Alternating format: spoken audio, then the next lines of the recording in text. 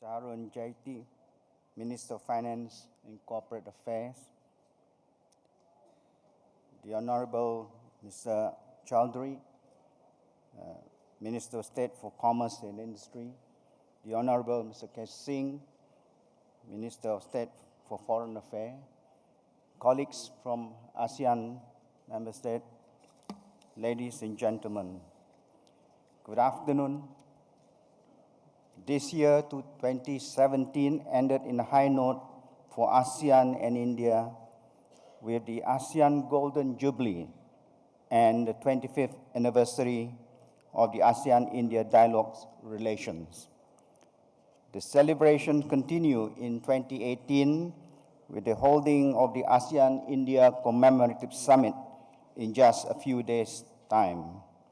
So it is a pleasure for me to be here today to share a few thoughts on the close ties between ASEAN and India and how we can elevate our much valued relations in the next 25 years.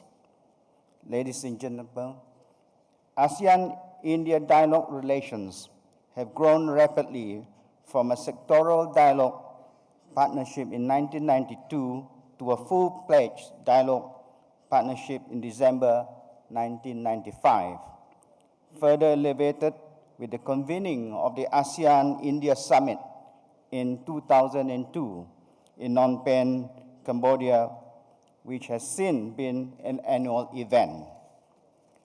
India's active participation in various ASEAN-led platforms has contributed to enhancing regional dialogue and accelerating regional integrations. ASEAN-India cooperation also spans across sectors such as air, land and maritime, transport, tourism, agriculture, human resource development, health, pharmaceutical, biodiversity, climate change, and disasters management. ASEAN-India close cooperation continues through the implementation of the Plan of Action to implement the ASEAN-India Partnership for Peace, Progress and Shared Prosperity. Since its adoption by leaders in 2015, more than half of the measures in the plan have been implemented, and three broad areas, including political security cooperation, economic cooperation, and social cultural cooperation. We also recognize India's support for the implementation of Master Plan for ASEAN Connectivity 2025 and the implementation of Initiative for ASEAN Integration, Work Plan 3, aimed at narrowing the development gap within and across ASEAN member states. Our relationship has grown to even more significant when we look at the current trade and investment figures. Among ASEAN's dialogue partners, India is ASEAN's sixth largest trading partners and seventh largest source of FDI. Total bilateral trade has more than doubled over the past decade from US $28.72 billion in 2006 to $58.45 billion in 2016, while FDI flows from India to ASEAN were recorded as $1.05 billion in 2016, an increase of 9.4% on year to year, despite a 2% global FDI decline. Ladies and gentlemen, ASEAN's dialogue partner, including India, has contributed significantly to the region integration journey. This partnership has not only led to a greater ASEAN regional and global engagement, but also the fostering of regional peace, stability, and prosperity. Today, both ASEAN and India are among the biggest emerging economies in the world, registering robust economic performance, delivering impressive economic developments, and gaining global recognition as the world observes shipping shifting core and the growing uncertainties. The immense potential of our economies presents opportunity for further growth and prosper, lifting millions of our people out of poverty.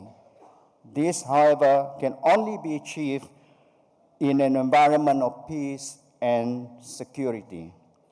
Furthermore, recent events and growing protectionist sentiments taught us that commitment to globalization and trade could not be taken for granted.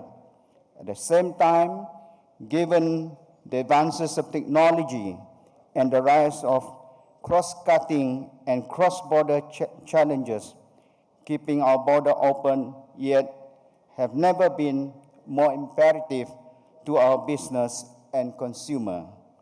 The liberalization and promotion of trade and investment and services, as well as facilitation of investment through ASEAN-India Free Trade Area, is at the core of this effort.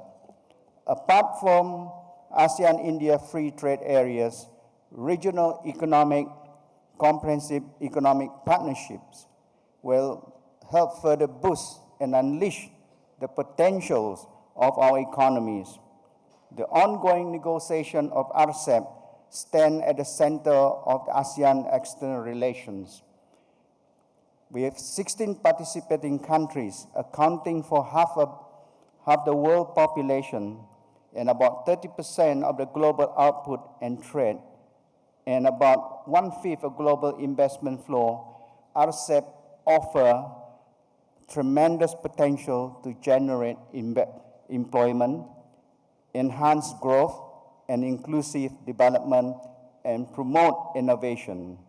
Once concluded, RCEP has been estimated to lead a significant export and income gains, including both for ASEAN as well as India. ASEAN reiterates its full commitment and priority to bringing RCEP negotiation to conclusion this year, as mandated by our leaders, and look forward working closely with India to achieve this noble goal. Last but not least, the world is now on the onset of fourth industrial revolution, or Industry 4.0, with the transformative changes affecting broad facets of our life. Appropriate response are required from public and business sector alike across a different level of developments and governments.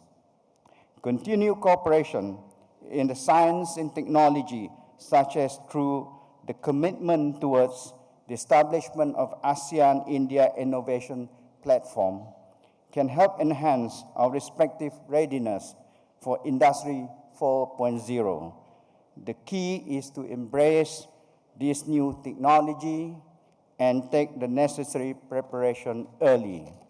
Ladies and gentlemen, we are now at a critical yet exciting juncture. ASEAN and India have the opportunity to leverage on our good partnership and bring new opportunities and address common challenges towards the betterment of well-being of our people.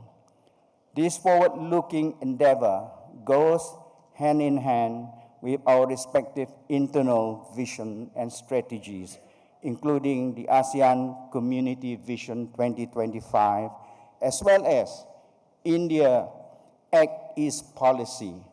I envisage a good future for ASEAN and India partnership. Thank you for listening. Thank you very much.